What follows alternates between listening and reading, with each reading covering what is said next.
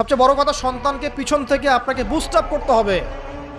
আপনার সন্তানকে আল্লাহ পাক নির্দিষ্ট একটা প্রতিভা দিয়ে পাঠাবেন। হয় সে ভালো লিখতে পারবে, না হলে ভালো বলবে, না হলে ভালো খেলবে, না হলে কিছু একটা ভালো চিন্তা করবে, ভালো আর্ট করবে।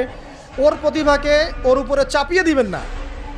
ওর যে প্রতিভা আছে ওই প্রতিভা অনুযায়ী তাকে বেড়ে উঠতে দেন। হাতের আঙ্গুলগুলোকে জোর করে করে টেনে সোজা করার দরকার নাই, আঙ্গুল ভেঙে যেতে পারে। আঙ্গুলকে বাড়তে দেন। ওকে আল্লাহ পাক একটা রং দিয়েছে, একটা প্রতিভা দিয়েছে, ওকে বিকশিত হতে দেন। ওর গন্ধটা আমরা যেন পাই, ওর গন্ধ। হামজা রাদিয়াল্লাহু আনহু যখন ইসলাম তিনি কবুল করেননি, শিকার করে ফিরছিলেন। হামজা রাদিয়াল্লাহু আনহু সিংহ শিকার করতে পারতেন।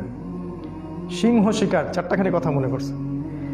এরপর তিনি যখন যাচ্ছিলেন তখন এই দাসী হামজা রাদিয়াল্লাহু আনহুকে বললেন যে আপনি যদি দেখতেন কিভাবে আপনার ভাতিজাকে আবু জেহেল অপমান করলো, তাকে গালিগালাজ করলো, তাকে আঘাত করলো, তাহলে আপনি স্থির থাকতে পারতেন না। হামজা রাদিয়াল্লাহু আনহু তখন বললেন, আওয়া ফাআলা হাদা, সে কি সত্যিই কাজ করেছে?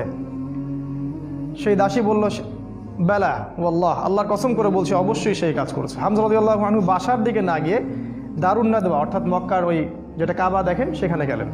সেখানে দেখলেন সেখানে আবু জেহেল তার দলবলকে নিয়ে সেখানে দাঁড়িয়ে আছে। হামজা রাদিয়াল্লাহু আনহু ঘর থেকে নেমেই আবু জেহেলের কলার ধরলেন এবং প্রচণ্ড জোরে একটা ঘুষি দিলেন।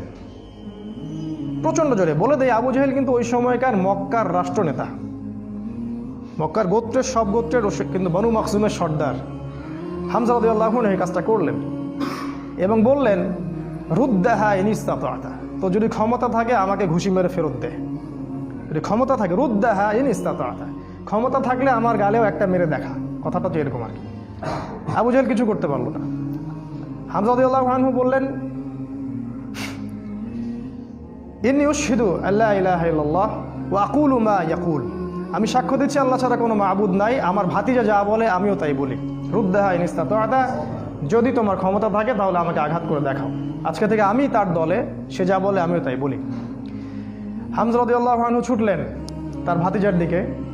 দারুল আরকামে গিয়ে তাকে পেলেন এবং সেখানে গিয়ে বললেন, ইয়া ইবনে আখি, হে আমার ভাতিজা, কুনতু আনসুরুকা বিল হামিয়া, আমি তোমাকে এর আগে আত্মীয়তার সম্পর্কের জন্য প্রোটেক্ট করতাম।